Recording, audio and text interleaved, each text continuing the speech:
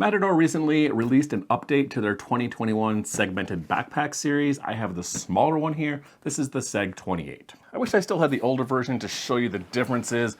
It was a much more simple design with backpack straps that were a little undersized. This new update keeps an almost identical style, but has a large improvement to the backpack carry system, making this update a much more practical, comfortable, minimalist travel backpack.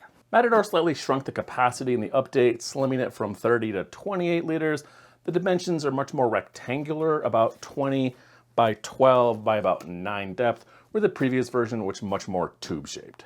This bag is going to work as a carry-on on almost every airline. However, it's a little bit long and deep to really be used as a personal item. The quality on Matador packs is always solid. They use a thick, water-resistant treated 420 denier nylon with this ripstop on the bottom for increased durability.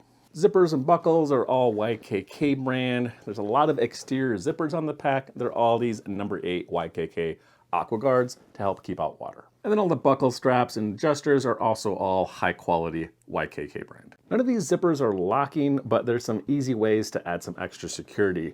There's a little fabric loop at the end of each zipper, and it's fairly easy to just run the zipper pull through that. You could also combine that by locking the zipper pull right to that fabric loop, or on these ones up here in these smaller pockets, you could just lock the zipper pulls together. The organizational style on the SEG28 is different than probably most backpacks you've ever used. It has an interesting style where you can either pack the main compartment or you can pack these external packing cubes from the outside of the bag, and these fabric dividers are going to shift around to accommodate your gear wherever you put it in the pack. And on the outside of the bag, in addition to those packing cubes, you have a top slash pocket as well as a laptop compartment. This top slash pocket is wide, but it's thin and deep. It goes almost halfway down the bottom of the pack. And additionally, inside this pocket, there's another little stretchy mesh pocket with a couple little dividers and a key leash. Laptop compartment, top access located between the slash compartment and the backpack straps. This thing is moderately padded, as the padding here on the back, as well as there's another little foam pad in here. It's thin, but it's firm, helps give the bag structure, but it's also soft to protect your laptop. This thing can hold up to a 15-inch laptop. It's pretty tight here on the zippers for mine. This is a little bit thick though, and then there is quite a large false bottom, keeping your laptop a few inches off the bottom of the pack. There's one stretchy water bottle on the outside of the SEG. This thing is going to easily accommodate pretty much any kind of slim water bottle, and it stretches out to fit a larger, up to about a 1 liter Nalgene style bottle. The last exterior feature we have are these compression straps. There's 4, 2 on each side, and I really like what they did here with these 2 straps coming down into the single buckle. Gives you much better coverage. Just push this bag down.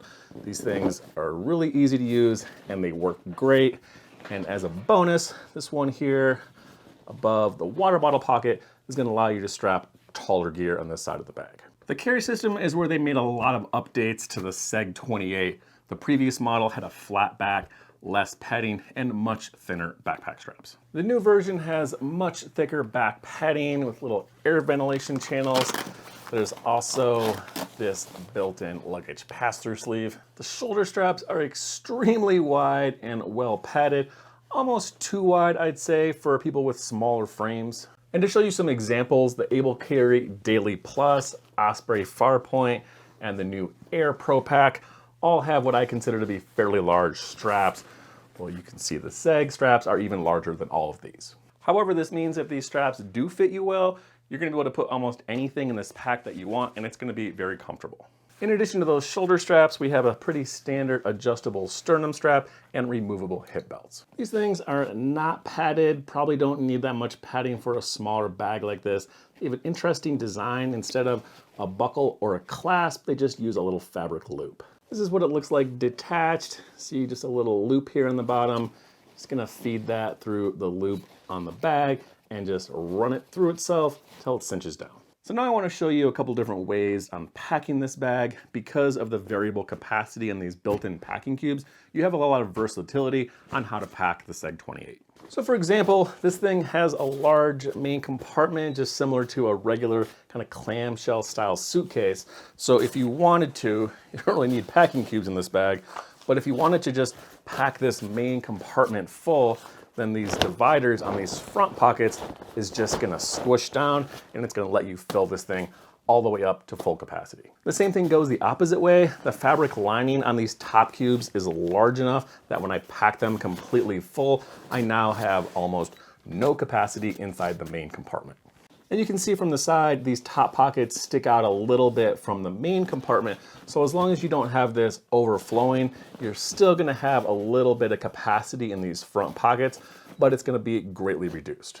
I think one cool thing about this system is that the capacity on these shifts between the pockets as well. So for example, if you were to pack up this top and middle pocket over full, it's gonna squish in and take out capacity from the pocket in between them. This works really great for travel laundry. So if you wanted to keep one of these empty for dirty clothes, as you go, you can take the clothes out of these pockets and put it into there, and the capacity will just shift depending on where you have your gear. This is what the SEG28 looks like, fully packed out. And good thing about this bag is it does stand up on its own depending on what you have in there.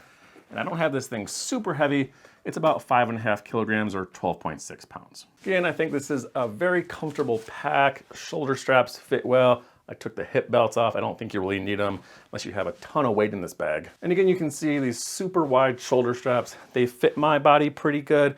I'm also 5'11", about 220 pounds. So these things might be a little bit too wide if you had a smaller frame. In summary, I think the SEG28 is a very well-made travel pack. It has a comfortable carry system and a unique packing style. I think whether this bag will work for you is going to be largely dependent on your packing style and how you like to carry your gear. If you like organization and having all your gear compartmentalized right here on the top of the bag, it's very convenient. You don't need to open it. All your gear is just right here. This is going to be a great bag for you.